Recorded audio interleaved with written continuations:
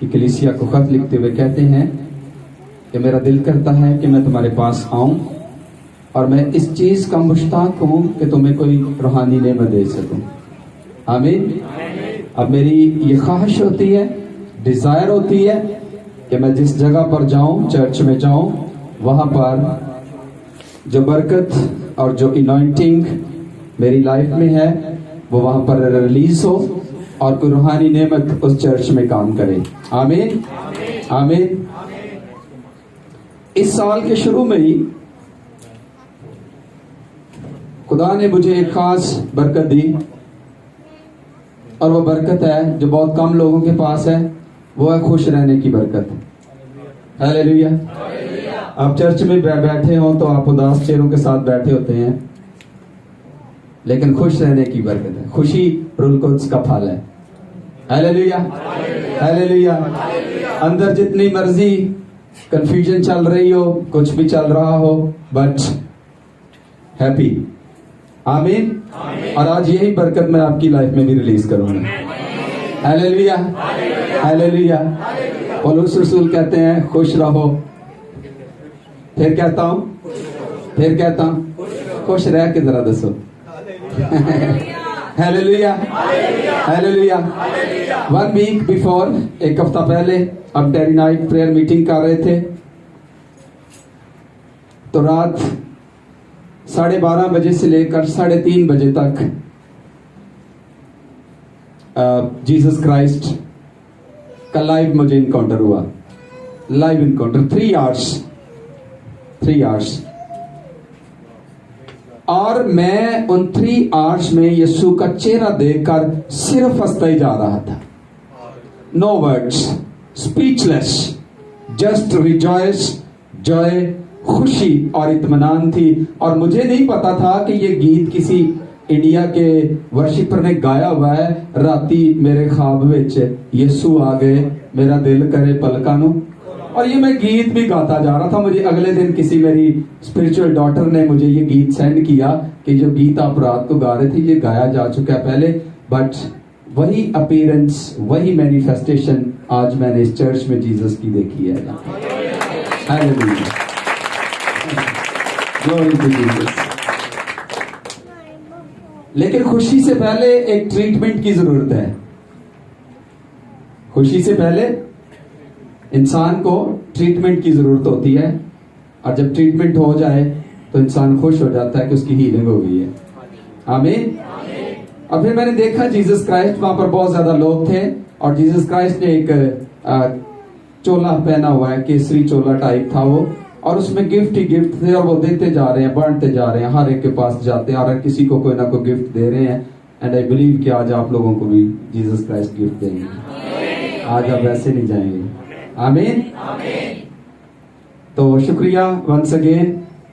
Wife मेरी nurses में बहुत ज्यादा काम कर रही हैं, बढ़ोतरी हो रही है, खुदा का शुक्र है। 2 साल पहले स्टार्ट लिया था इन्होंने मीटिंग का, नर्सेस फेलोशिप का, और ये मीटिंग अब एक बहुत बड़े इज्तिमा में बदल चुकी है। हर महीने के दूसरे वीक होती है और अब हमें हर महीने के दूसरे वीक नहीं बल्कि महीने में 3 मीटिंग्स करनी पड़ती हैं। इस कदर फ्लो और बरकत बढ़ चुकी है, तो इसके लिए भी खुदावंद का शुक्र हो। और मेरा चर्च भी बरकत पा रहा है। चर्च को खुदा ने फजल दिया है कि साथ हमने एक स्कूल भी स्टैब्लिश किया है और एकेडमी हमारी चल रही है। FSC तक एकेडमी है जिसमें 14 स्टाफ मेंबर्स काम कर रहे हैं और कोई 260 बच्चे हैं हमारे पास। तो ये भी एक ग्रोथ है हमारी। और खादमों के चर्चेस में जाने से, उतरने से बरकतें रिलीज होती हैं। आमीन। मैं बता रहा था आपको कि पास्टर साहब जब भी चर्च जाते हैं तो हमारा चर्च एक नई डायमेंशन में बरकत पाता है। और उसके बाद खुदा के खादम पास्टर आइजक कमाटा भी जब आते हैं तो खुदा में बरकत देता है। और गुड न्यूज ये है कि वो आ रहे हैं 25 अप्रैल को, 26 को वो पहुंचेंगे यहाँ पर। और बताना तो मैंने पादरी साहब को था, लेकिन सबके सामने बता दिया। तो ये अच्छी एक खबर है हमारे लिए। तो आइए इससे पहले कि हमारे अंदर जॉय आए, खुशी आए, एक डायग्नोज करेंगे कलाम से। इब्रानियों का खत, उसका 2 बाब, इब्रानियों 2:14 और 15 आयत हम पढ़ेंगे खुदावंद के कलाम में से। इब्रानियों के नाम खत दूसरा बाब उसकी 14वीं और 15वीं आयत। बस जिस सूरत में कि लड़के खून और गोश्त में शरीक हैं, तो वो खुद भी उनकी तरह उनमें शरीक हुआ। कौन शरीक हुआ? यीशु मसीह। कौन शरीक हुआ? मतलब क्या कि जिस तरह हम खून और गोश्त में के इंसान हैं, इसी तरह का यीशु भी हमारी तरह का इंसान बना, ताकि मौत के वसीले से उसको जिसे मौत पर कुदरत हासिल थी, यानी इब्लीस को तबाह कर दे। हालेलुया। और जो उम्र भर मौत के डर से गुलामी में गिरफ्तार रहे, उन्हें छुड़ा ले। खुदावंद के पाकलाम के पढ़े, सुने, समझे और कबूल किए जाने के वसीले से हम सब बरकत पाएं। पैसेज जो हमने पढ़ा कि जिस तरह हम खून और गोश्त के इंसान हैं, जीसस क्राइस्ट भी वैसे इंसान बना। क्यों बना? ताकि मौत के वसीले से क्या करे और किसे तबाह करे? इब्लीस को, जिसको मौत पर कुदरत हासिल थी। अपनी मौत से किसको तबाह करे? मौत को। अक्सर लोग यीशु मसीह को नबी मान जाएंगे, बहुत कुछ, लेकिन उसकी मौत को नहीं मानते, उसकी सलीब को नहीं मानते, क्योंकि इस सलीबी मौत की वजह से उसने तबाह किसको किया है? किसको तबाह किया है? क्यों ये काम किया? 15वीं आयत में, जो उम्र भर मौत के डर से। किसके डर से? डर किस चीज का था? मौत का। मौत के डर से गुलामी में गिरफ्तार रहे, उन्हें छुड़ा ले। आमीन। खुदावंद यीशु मसीह ने खुद एक बड़ा काम किया हमारे लिए। वो खून और गोश्त की जिंदगी में शामिल हुआ और अपनी मौत के वसीले से। हमने पिछले दिनों हॉली वीक मनाया, रिजरेक्शन मनाई, ईद क़यामत अल मसीह, मुर्दों में से जी उठने की ईद को सेलिब्रेट किया। और उसके पीछे, सेलिब्रेशन के पीछे मौक़िफ़ क्या था? कि यीशु मसीह मुर्दों में से जी उठा है। यीशु मसीह, और ये दुनिया की सबसे बड़ी सच्चाई है। आमीन। दुनिया की सबसे बड़ी सच्चाई क्या है? कि यीशु मसीह मुर्दों में से जी उठे हैं। और मुकद्दस ऑगस्टीन कहते हैं कि अगर सारी दुनिया का पीतल मुझे दे दिया जाए और उस पीतल से मैं एक बहुत बड़ा घड़ियाल बनाऊंगा और उस घड़ियाल को कोहे हमालिया पर लेकर बुलंद आवाज से चीख चीख कर कहूंगा कि यीशु मसीह मुर्दों में से जी उठा है। यीशु मसीह मुर्दों में से जी उठा है। तो अपनी मौत के वसीले से उसने तबाह किसको किया? इब्लीस को। और फिर हम इंसानों के साथ उसने क्या किया? लिखा है, जो उम्र भर मौत के डर से गुलामी में गिरफ्तार थे, उस मौत के वसीले से उसने हमें छुड़ाया है। आज जिस बात पर मैं खुदा का कलाम सुनाना चाहता हूं और उसके बाद जो रूहानी नेमत आपकी जिंदगी के लिए रिलीज करना चाहता हूं, कलाम गौर से सुनिएगा। वो नेमत आपकी जिंदगी में उसके बाद काम करना शुरू करेगी। कलाम जिस बात पे है वो है डर। टॉपिक क्या है? डर। और इंसानी जबिलत, इंसानी नेचर ये है कि इंसान डर में रहता है। और क्यों ये डर की बात की गई है? याद रहे, एक बात अपनी जिंदगी में कभी नहीं भूलनी कि ये जो डर है या खौफ है, ये इंसानी जिंदगी का सबसे पहला दुश्मन है। फियर। सो दुश्मन कौन है? गौर से सुनिए, वजह क्या है? आप ईमानदार बन जाएं, आप रास्तबाज हो जाएं, आप खुदा में गहरे हो जाएं, इवन आपको बहुत सी बातों का इल्म हो जाए, लेकिन एक चीज जो आपका पीछा करती रहेगी, और बाज स्कॉलर, बाज खुदा के खादम इसको ये भी कहते हैं कि ये इंसान का पहला दुश्मन है। कैसे आप समझेंगे इस बात को? मेरे साथ आइए, पैदाइश की किताब निकालिए।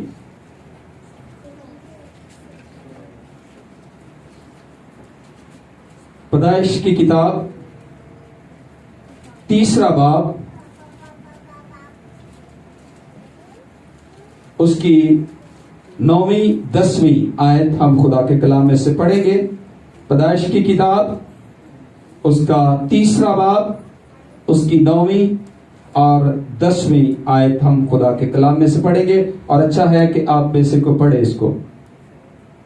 यहाँ यूं मरकूम है, तब खुदा ने आदम को पुकारा और उससे कहा कि तू कहाँ है। उसने कहा मैंने बाग में तेरी आवाज सुनी और मैं डरा। मैंने आवाज सुनी और मैं जी आगे, क्योंकि मैं नंगा था और मैंने अपने आप को छिपाया। आमीन। मैं डरा। आदम की जिंदगी में जो सबसे पहला काम हुआ गुनाह के बाद वो क्या था? डर। वो क्या था? डर। इसलिए बाज खुदा के खादिम इस बात पर मुत्तफिक हैं कि इंसानी जिंदगी में, बल्कि यहां तक वो कहते हैं कि इंसान की नेचर में, उसकी फितरत में ये बात आ गई थी। और वो बात क्या थी कि वो बेसिकली अंदर से इंसान क्या है? डरा हुआ है। मैंने बाग में तेरी आवाज सुनी और मैं डरा। तो इंसानी जिंदगी के साथ, इंसानी फितरत के साथ एक चीज जो जुड़ी हुई है और जुड़ी रहती है वो है डर, फियर। तो बाग में ये कहता है कि मैंने तेरी आवाज सुनी और मैं, खुदावंद उसको क्या कह रहा है? तू कहां है? आदम ने पहला लफ्ज क्या बोला? मैं डरा हुआ हूं, मैं डर गया। डर क्यों गया? खुदा ने पूछा उससे कि कहां है, लेकिन वो क्या कह रहा है? मैं। तो डरा किस बात से है? कर क्या बैठा है? यही आदम है जो खुदा के साथ फेलोशिप रखने वाला है, लेकिन अब क्या कर रहा है? वो डर रहा है। इंसान अंदर से क्या हुआ है? डरा हुआ है। मां के पेट के अंदर ही, मां के पेट के अंदर ही बच्चे पर बहुत सी चीजों का असर होता है। नाम भी बताएं छोटे बच्चों को, फिर भी वो क्या करते हैं? डर जाते हैं। और जब वो बड़ा होता है तो ये डर उसकी जिंदगी में और उसकी नेचर में, इवन मैं ये भी कहूंगा कि निजात पाने के बाद, पानी का बपतिस्मा लेने के बाद, रूह कुद्दस के मिलने के बावजूद भी, खुदा का बंदा होने के बाद भी, ये दुश्मन उसकी जिंदगी का पीछा करता रहता है। आप में से तो कोई नहीं डरा हुआ ना? वो क्या है? और जैसे ही खुदा के कलाम में हम आगे बढ़ते हैं थॉरली, तो ये पहला दुश्मन, पुराना दुश्मन जो इंसान की जिंदगी में और उसकी नेचर में बैठा हुआ है, वो है डर। तो आदम ने कहा, खुदा ने आवाज दी। आवाज किसने दी? खुदा ने। और ये आगे से क्या कहता है? मैं डरा। तो इसका मतलब है कि इंसान के पीछे एक काम है जो डर है इंसान के पीछे। तो जब आगे बढ़ते हैं, पैदाइश की किताब उसका 15वां बाब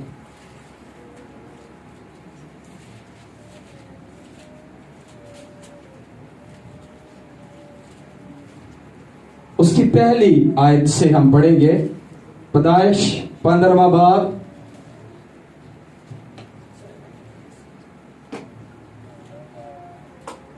पैदाइश 15वां बाब।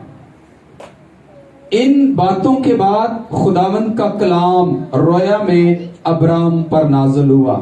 नाज़िल क्या चीज हो रही है? खुदा का। और उसने फरमाया, ऐ अब्राम तू मत मैं तेरी सिफर और तेरा बहुत बड़ा क्या हूं। अब्राम ने कहा, ऐ खुदावंद खुदा तू मुझे क्या देगा, क्योंकि मैं तो बे औलाद जाता हूं और मेरे घर का मुख्तार दमिश्की एलीजर है। फिर अब्राहम ने कहा, देख तूने मुझे कोई औलाद नहीं दी। तो 12वें 15वें बाब में हम देखते हैं खुदा ने अब्राहम को बुलाया और वो खुदा के पास आया। खुदा ने बेशुमार नेमते बरकते वादे कर दिए। और 13वें बाब में हम देखते हैं कि इसके भतीजे लूत को कुछ लोग पकड़ कर ले गए, अटैक किया, छुड़ा कर लाया, बादशाहों से लड़ा। जब वापस आया तो मलके सिदके सालम के साथ मुलाकात हुई, रोटी मैं भी खाई, हॉली कम्युनियन में भी शामिल हुआ। और जब 15वें बाब में पढ़ते हैं तो हम देखते हैं कि खुदा का कलाम, इन बातों के बाद खुदा का कलाम फिर नाज़िल हुआ कि मैं तेरी सिपर हूं तो मत डर। इसका मतलब है कि अब्राहम डर रहा था। डर किस बात का था? आप चेक करें, कलाम भी नाज़िल हुआ, लाइव इनकाउंटर भी हुआ, हॉली कम्युनियन भी ली, दायकी का प्रॉमिस भी किया। लेकिन अंदर इंसान के एक चीज रहती है, छिपी रहती है, ईमानदार होने के बावजूद, खुदा के साथ चलने के बावजूद, और वो है इंसानी डर। तो मत डर। डर किस बात का था? कि बादशाह आएंगे और मेरे साथ लड़ेंगे। फिर डर था कि मैं बे औलाद जाता हूं। फिर डर था कि मेरा नौकर मेरे तमाम प्रॉपर्टी का मालिक बन जाएगा। तो इंसानी नेचर, इंसानी फितरत ये है कि इंसान का पुराना दुश्मन है और वो है डर, जो उसके साथ रहता है। जंग में फतह पाई लेकिन अंदर डर भी पैदा हो गया। तो इंसानी जिंदगी का एक दुश्मन है और वो क्या है? डर। इसलिए ये नहीं कहा जा सकता कोई खादम है, कोई कितना बड़ा सूरमा है, वो कभी कभी किसी बीमारी से, किसी दुख से, किसी ऐसी हालत से हो सकता है उसके अंदर क्या पैदा हो जाए? डर। और इंसान सोचता है कि मेरा क्या बनेगा। सोच अब्राहम भी यही रहा था। कहता है खुदावंद तूने मुझे दिया क्या है? कलाम आ गया, तो खुदा का कलाम, सबसे बड़ी पावर आ गई, कलाम आया। मत डर, मैं तेरी सिपर हूं, मैं तेरा बहुत बड़ा अजर हूं, मैं तेरे साथ हूं। लेकिन अब्राहम क्या कर रहा है? डर रहा है। मत डर। अब खुदावंद की आंदा है, तूने मुझे दिया क्या है? वाह। और दिया बहुत कुछ है। पिछले बाब में आप पढ़े तो मलके सिलके सादम के बादशाह के साथ इसकी क्या हुई है? मुलाकात, रोटी और मैं में शामिल हुआ है। यकीदा प्रॉमिस भी कर बैठा। लेकिन अंदर से क्या हुआ है? अंदर क्या है? अंदर क्या है? क्या है अंदर इसके? डर। और ये खौफ, ये डर इंसानों का पीछा करता रहता है। तब खुदावंद का कलाम इस पर पहले भी नाज़िल हुआ, फिर नाज़िल हुआ दूसरी मर्तबा। 2 बारी कलाम नाज़िल होया। कितनी बारी? 2 टाइम। फिर खुदा ने कलाम किया इसके साथ कि भाई जो तेरे सुलभ से पैदा होगा वही तेरा वारिस होगा। तो कभी कभी हम अपनी जिंदगी में डर जाते हैं। फिर खुदा ने नु डरे सहमे नु हथ फड़िया था तो बाहर कटिया। इस खेमे में था, टेंट में था। खुदा ने हाथ पकड़कर बाहर निकाला और इसको कहा कि इन सितारों को क्या कर, गिन सकता है? कहता नहीं खुदावंद, मेरी अप्रोच से और मेरी सोच से ये ज्यादा है। तो फिर खुदा ने प्रॉमिस किया कि तेरी औलाद, तेरी बरकत ऐसी होगी। फिर खुदा ने कहा रेत के जरों को गिन सकता है? कहता है नहीं। फिर खुदा ने कहा तेरी बरकत ऐसी होगी, तेरी औलाद ऐसी होगी। तो अंदर से क्या है? तो इब्लीस ने तीर कहां चलाना है? आपके वीक एरिया पर। आपकी जिंदगी का जो वीक एरिया है, इब्लीस ने तीर कहां पे चलाना है? वीक एरिया पर। बल्कि आप थोड़ा सा और आगे बढ़े तो आपको इल्म होगा कि मूसा जैसी हस्ती, ग्रेट लीडर, लाखों की तादाद में कलीसिया, कौम की गैरत से भरा हुआ नौजवान, कुव्वत है, ताकत है, लेकिन क्या हुआ? इसने एक बंदे को मार दिया। खरूज 2 बाब में भाग गया डर से। कादे तो बजे सी पीछे डर, पीछे क्या था? अब गौर करो, जिस बंदे के हाथ बढ़ाने से, लाठी बढ़ाने से कुलसम 2 हिस्से हो रहे हैं। 10 मिरेकल्स मिस्र में, भाग गया।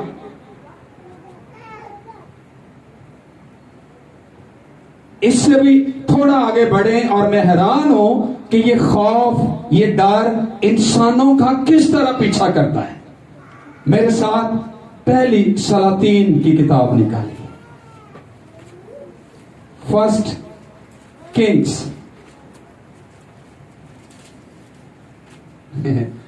लेकिन डरना नहीं, अगे बरकत होने वाली है। कईयों के चेहरों से लग रहा है कलाम सुन के डर गए थे। फर्स्ट सलातीन 19 बाब। ये दुश्मन है, लेकिन दुश्मन पर फतह पानी है और हमने फतह पा ली है। आमीन, आमीन। सलातीन, पहली सलातीन उसका 19 बाब। इस खौफ ने नबियों, पैगंबरों, खुदा के खादमों का ये किस तरह से पीछा करता है।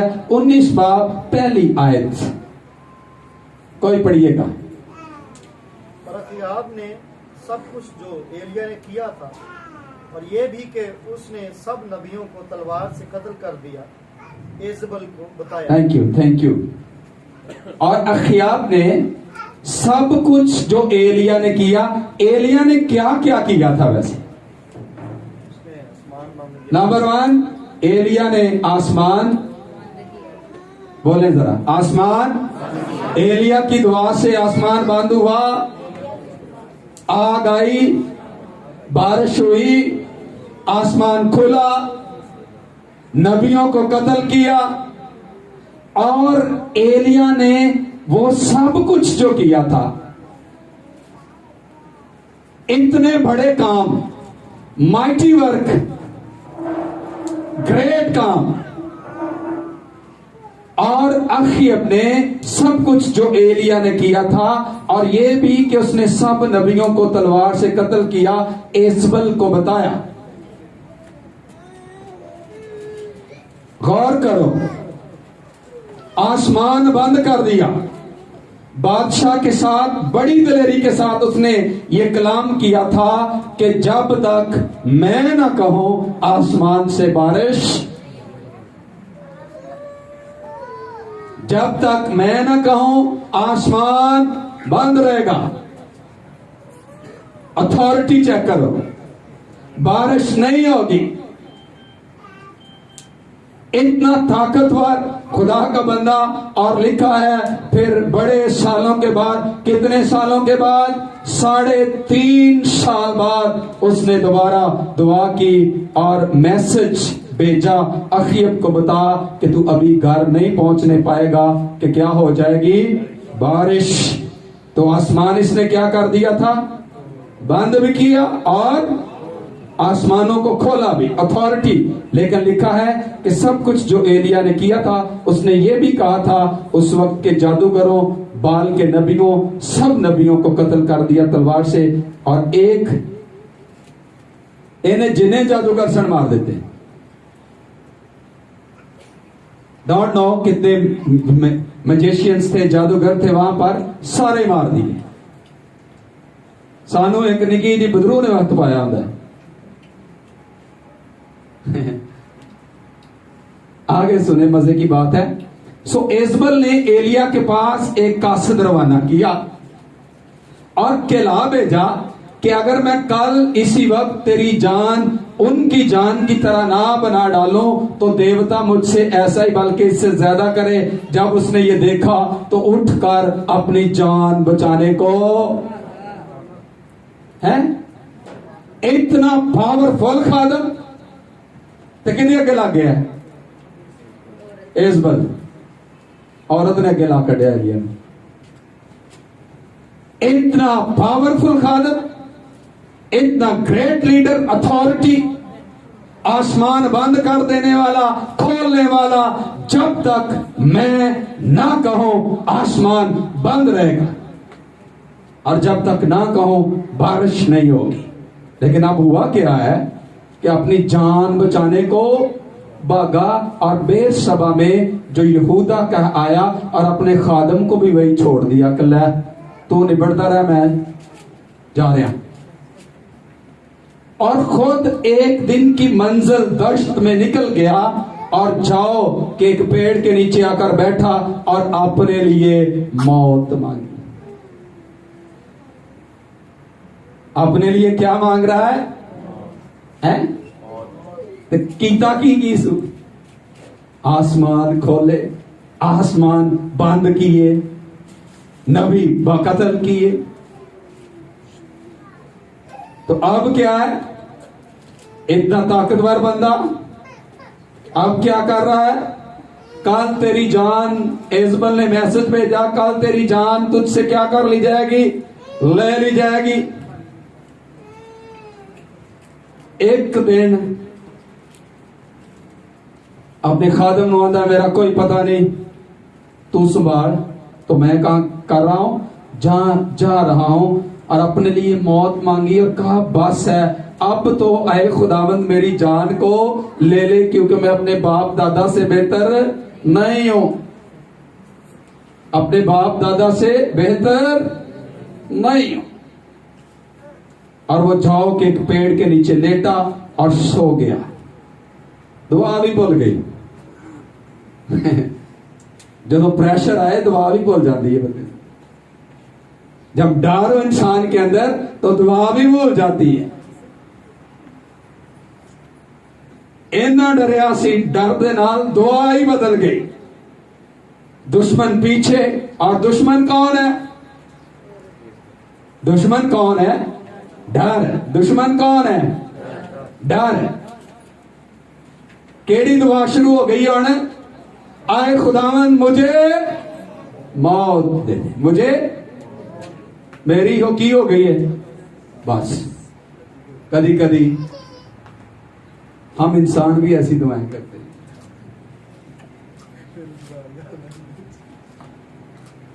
कभी कभी हम इंसान भी क्या करते हैं?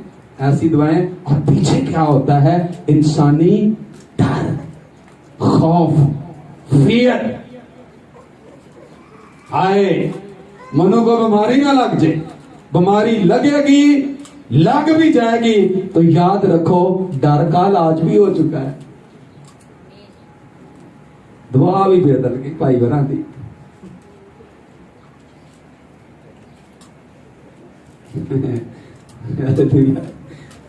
मौत मांगी। और यकूब के खत में हजारों साल बाद यकूब भी इसको कलमबंद कर रहा है। क्या कलमबंद कर रहा है? एलिया हमारा हम तबीयत क्या था? इंसान था। उसने बड़े जोश से दुआ की। आंदा खुदावंद मेरी उड़की हो गई है, बस। पीछे वजह क्या है?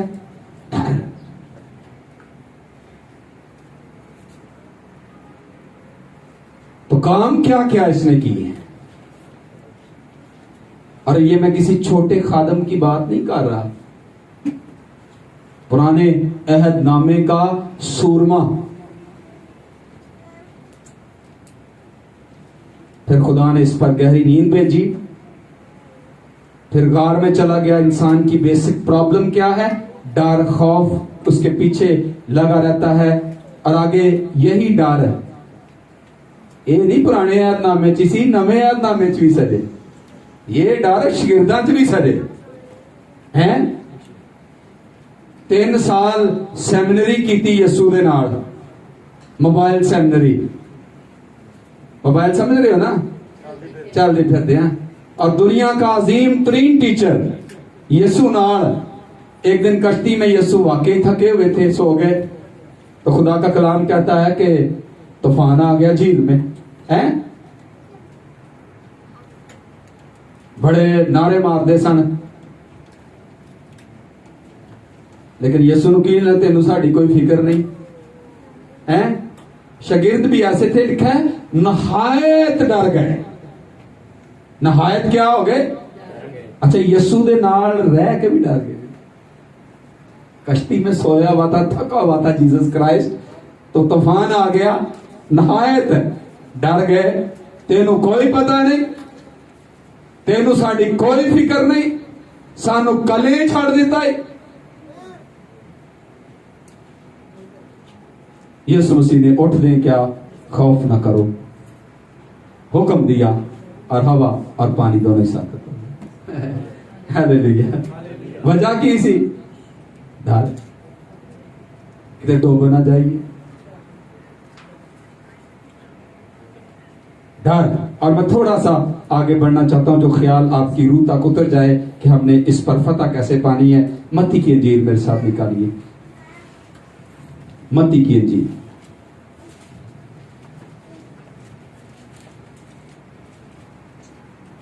उसका 14वां बाब।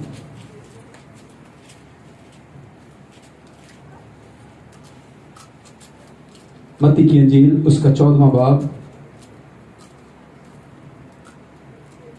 उसकी 22 आयत।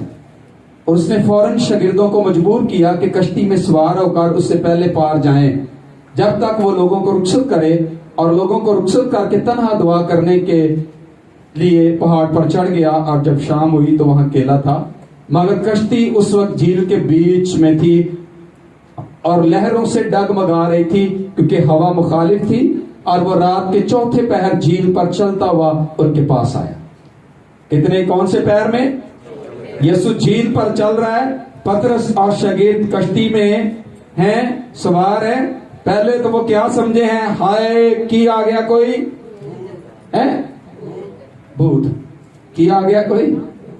आप थोड़ा सा यीशु से फासले पर रहेंगे तो यीशु आपको कैसा नजर आएगा? और जाओ तो की नजर आएगा? जीसस।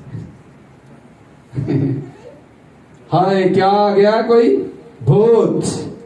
लिखा आगे, शागिर्द उस झील पर चलते हुए देखकर घबरा गए और कहने लगे भूत है, और डर कर चला उठे।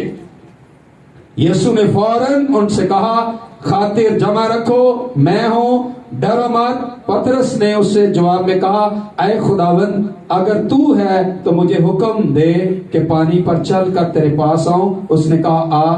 पतरस कश्ती से उतरकर यीशु के पास जाने के लिए पानी पर चलने लगा, मगर जब हवा देखी तो है, हवा देखी तो नाली हवा निकल गई। नाली की निकल गई? हवा। तो इंसान के पीछे एक दुश्मन है। दुश्मन कौन है? वो किसी को मर जाने का डर, किसी को कामयाब ना होने का डर, किसी को कल मेरा क्या बनेगा ओदा डर, किसी को एक हाय ए बीमारी ना मनो लग जाए, किसी तरह का डर। लेकिन क्या किया जाए इस खौफ के साथ? सॉल्यूशन क्या है? ट्रीटमेंट क्या है? हमने पढ़ा थोड़ोली खुदावंद के कलाम में कि इंसान का एक दुश्मन है शुरू ही से, और वो डर है। और इसने अटैक्स किए बड़े बड़े खादमों पर, सूरमाओं पर, खुदा के बंदों पर, बंदियों पर, और वो डर में आ गए। मैनी टाइप्स ऑफ डर। और ये हमारी इंसानी जिंदगी में रहते हैं। हम इनसे मगलूब भी हो जाते हैं, अटैक्स में आ जाते हैं। लेकिन हल क्या है, क्या किया जाए इस खौफ के साथ? आइए मेरे साथ निकालिए यिर्मयाह नबी का सहीफा, उसका पहला बाब। यिर्मयाह पहला बाब, उसकी चौथी आयत। तब खुदावंद का कलाम मुझ पर नाज़िल हुआ। कौन सी चीज नाज़िल हुई? कौन सी चीज? कलाम। क्या नाज़िल हुआ? अब्राहम पर भी क्या चीज नाज़िल हुई? कलाम। तब खुदावंद का कलाम मुझ पर नाज़िल हुआ और उसने फरमाया, इससे पेशतर कि मैंने तुझे बतन में खलक किया, मैं तुझे जानता था। खुदा कब से हमें जानता है जी? बोलिए बहनों, खुदा कब से आपको जानता है? कलाम च लिखे है, साफ साफ है, मैं तुझे जानता था इससे पेशतर कि मैंने तुझे बतन में खलक किया। खुदा कब से हमें जानता है? हैं? और तेरी वलादत से पहले मैंने तुझे मखसूस किया। भाई बारी मखसूस कदों तो ने? बाज़ औक़ात तो 3-4 साल ग्रेजुएशन के बाद इंसान मखसूस होता है। यिर्मयाह कब से मखसूस है? मां के पेट में पढ़ने से पहले। ग्रेजुएशन हो चुकी, मखसूसियत हो चुकी। तेरी वलादत से पहले मैंने तुझे मखसूस किया और कौमों के लिए तुझे क्या ठहराया मैंने? हैं? क्या ठहराया? खुदा कब से जानता है हमें? मां के पेट में पड़ने से। डॉक्टर कदों तो जानते ने? अल्ट्रासाउंड तो बाद। एम आई राइट? कदों तो? पेट में पड़ने से पहले। कलाम गौर से और ठहरा के जरा आखिरी पॉइंट्स पे हैं। मखसूस कब से है ये? तेरी वलादत से पहले मैंने तुझे मखसूस किया। अक्सर खादम मखसूस कब होते हैं? जब सेमिनरी कर लेते हैं मखसूस होते हैं। एक कदों मखसूस हुआ है?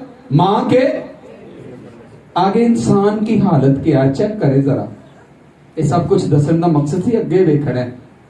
मां के पेट से मखसूस। खुदा इसको कब से जानता है? वलादत से पहले। कौमों के लिए इसको क्या ठहराया है? नबी। तब मैंने कहा, हाय खुदावंद खुदा, देख मैं बोल, क्योंकि मैं तो बच्चा। खुदावंद क्या कह रहा है इसे? कि मैं तुझे कब से जानता हूं, मैंने तुझे कब से मखसूस किया, कौमों के लिए नबी ठहराया। ओदी अगो हालत चेक करो कि आंदे ने भाई वरी मैं बोल ही नहीं सकता। मैं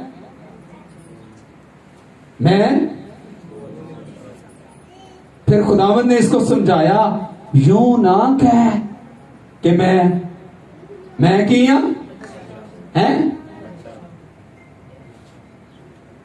कई कलीसिया च सारी जिंदगी बच्चे ही रहते ने। मैं अपने चर्च में भी अक्सर कहता हूं, ओए भेड़ा बनो, ले ना बनो। मैं बच्चा, मैं छोटा, मैं बोल नहीं सकता। खुदा क्या कलाम कर रहा है? तेरी मां के पेट में पड़ने से पहले डेडिकेशन, कौमों के लिए नबी। इंसानी हालत देखो, डर देखो, खौफ देखो। कहता है, हाय खुदावंद इंज दी गल मेरे नाल ना कर, मैं बच्चा है।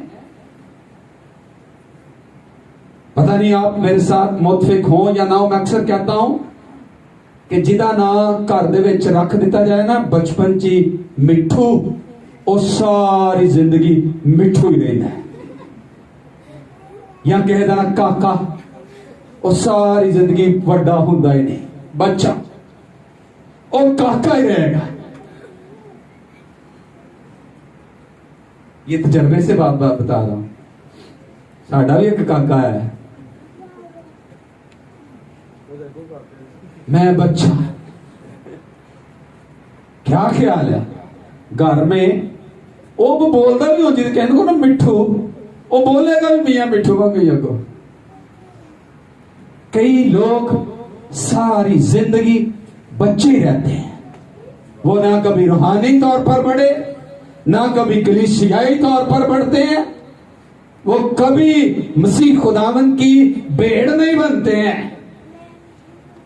भेड़ का काम क्या है कि वो किसके पीछे आती है, ते जेड़ी अगे लगी हुई वो कौन है? ओनू आंदे ने पंजाबी च बकरी। बकरियां अगे लगदियां ते भेड़ां पिछे लगदियां। इमेजिन करो, गौर करो, खुदावंद का कलाम नाज़िल हुआ है कि मैंने तुझे मां के पेट से मखसूस किया, तेरी विलादत से पहले तेरी डेडिकेशन हो गई है, कौमों के लिए नबी। कहता खुदावंद नो, खुदावंद ऐ ना गल कर, मैं की हां, मैं बच्चा, देख मैं बोल, तू कदों बोलना है भाई? मैं बोल क्योंकि मैं बच्चा हूं, लेकिन खुदावंद ने मुझे फरमाया यूं ना कह मैं बच्चा हूं, क्योंकि जिस किसी के पास मैं तुझे भेजूंगा तू जाएगा, और जो कुछ मैं तुझे फरमाऊंगा तू कहेगा। उनके चेहरों को देख कर ना डर, क्योंकि खुदावंद फरमाता है मैं तुझे छुड़ाने को तेरे साथ हूं।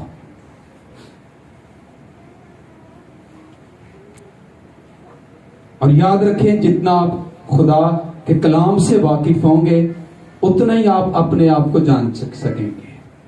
तू यूं ना कह, जो मैं कह रहा हूं वो कर।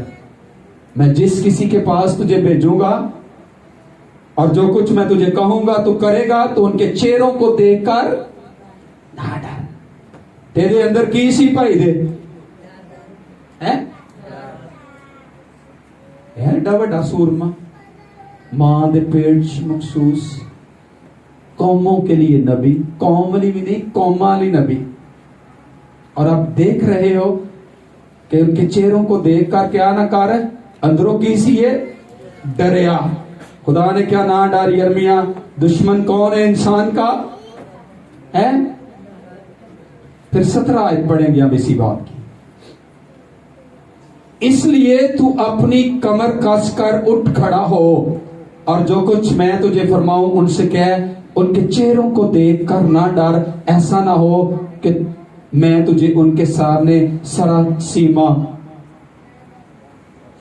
करूं। सरासीमा क्या होता है? शर्मिंदगी। क्योंकि देख मैं आज के दिन तुझको इस तमाम मुल्क और यहूदा के बादशाहों और उसके अमीरों और उसके काहिनों और मुल्क के लोगों के मुकाबले एक फसीलदार शहर और लोहे का सतून और पीतल की दीवार बनाता हूं।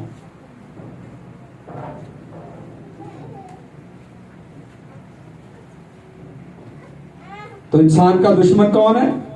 डर। मैं तुझे छुड़ाने को तेरे साथ क्या साथ हो। अब इस डर का इलाज सुने क्या है। गालिब आना चाहते हैं डर से, और हमारी इंसानी जिंदगी में किसी ना किसी एरिया में हमारे डर रहता है। आप जितने मर्जी रूहानी हो जाए, आप जितने मर्जी खुदा के बंदे बन जाए, इंसान की नेचर फितरत में एक चीज रहती है। लेकिन आप गालिब कैसे आ सकते हैं? आप ओवरकम कैसे कर सकते हैं? आप इस दुश्मन के साथ लड़ कैसे सकते हैं? आप खुश कैसे रह सकते हैं? आमीन।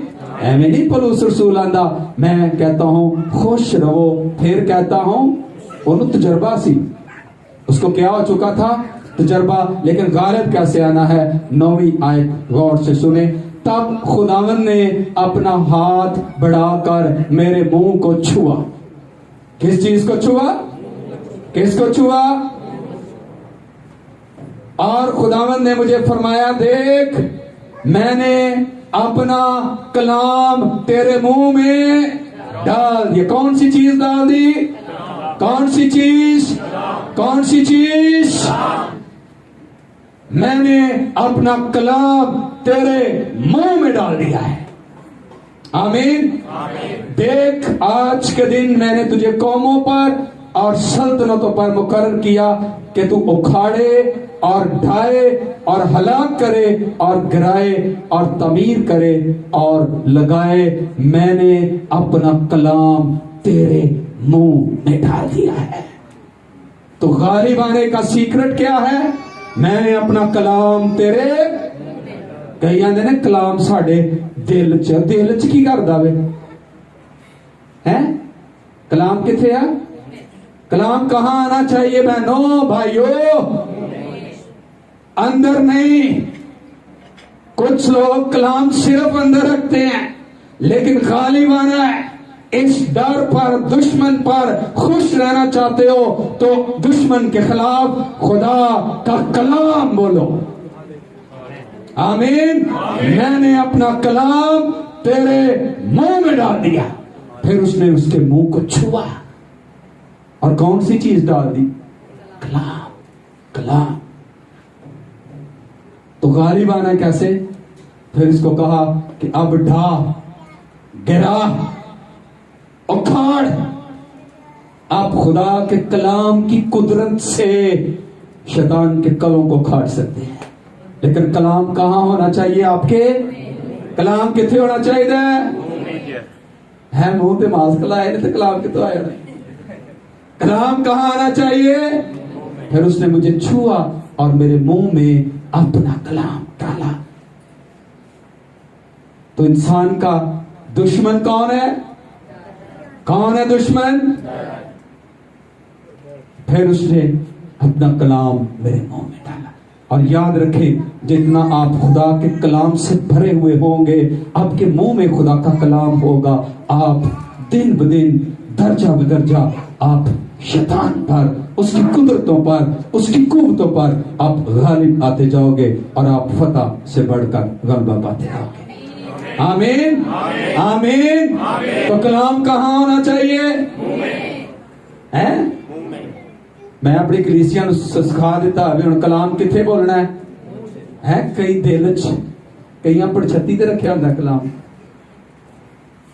तो कलाम कहां आना चाहिए आपके? फिर उसने उसके मुंह को छुआ और कलाम डाला और उसको कहा अब क्या कर? डा, गिरा, उखाड़, और जिसको तू तमीर करेगा और लगाएगा। तो इंसान के पीछे दुश्मन कौन है? किसी को मौत का डर, बीमारी का डर, नाकाम होने का डर, बिजनेस शुरू कर लिया पता नहीं चलना के लिए। और मेरी बहनों, मेरे भाइयों, खुदा का कलाम बोलो कि अब यीशु मसीह में हमें फतह से बढ़कर गलबा हासिल है। वो पितमस के जजीरे में यही जीसस क्राइस्ट उस पर ज़ाहिर हुआ। वो भी डरा हुआ, सहमा हुआ, बंद था, डाक था, तारीख था। यीशु ने अपना दाहिना हाथ उस पर रखा और पहले लफ्ज बोला, खौफ ना कर। क्या ना कर? खौफ ना कर। देख, मैं मर गया था, मैं जिंदा हूं और मैं अब्दुल आबाद जिंदा रहूंगा। मौत और आलमे अरवा की कुंजियां अब मेरे पास है। Hallelujah, hallelujah, hallelujah. तो यीशु मसीह में हमें फतह से बढ़कर गलबा हासिल है और आप इस पर ओवरकम कर जाते हो जब आप खुदा के कलाम से भरे हुए होते हो। उसने मेरे मुंह में कलाम डाला और जब आपके मुंह में कलाम है आप उखाड़ सकते हो। सेटन की किंगडम को आप उखाड़ सकते हो। इसलिए खुदा का बंदा कहता है हमारे पास वो हथियार हैं जो कलों को क्या कर सकते हैं? ढा सकते हैं। और हथियार क्या है? खुदा का कलाम। आमीन, आमीन, आमीन, आमीन। ये डर मेरी जिंदगी से निकल चुका है। हालेलुया। इसलिए अब मैं मसीह में खुश रहता हूं। आमीन आमीन। हमारे प्रिंसिपल हैं बाइबल कॉलेज में लियाकत कैसर साहब, उन्होंने पूछो ना सर जी की हाल है, उनका जवाब होता है जदों दा यसु मसीह मुर्दियां चो जी उठिया उदों दा मैं ठीक हाँ। Hallelujah hallelujah hallelujah. खुश रहना चाहते हैं, ये मेरी ते खुदा ने नाड़ ही खिंच छड़ी जी।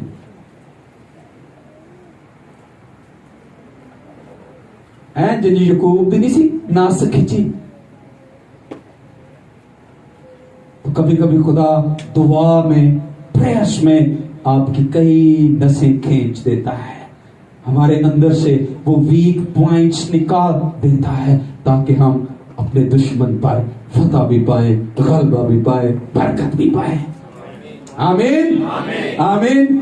तो कलाम किथे है? और नहीं कहना कलाम अंदर, कलाम किथे? मुंह में आएगा, ये ऑपरेट होगा और ये कलाम खुदा की कुदरत बन जाएगा। Hallelujah hallelujah hallelujah hallelujah. खुश रहना है। आमीन आमीन आमीन। एक पंजाबी की मिसाल है कि गीदड़ की कितने दिन की जिंदगी है? 100 साल की जिंदगी से शेर की एक दिन की जिंदगी से क्या है?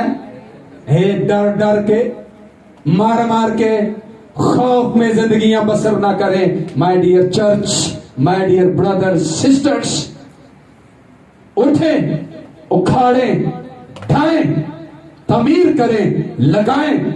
आपके पास अथॉरिटी है। यीशु मसीह ने कहा कि मैं अपना इख्तियार तुम्हें देता हूं, तुम जाओ सांपों को और बिच्छुओं को कुचलो और दुश्मन की सारी कुदरत पर। आमीन। आइए अपने कदमों पर खड़े होंगे थोड़ी देर के। Hallelujah hallelujah hallelujah. और मैं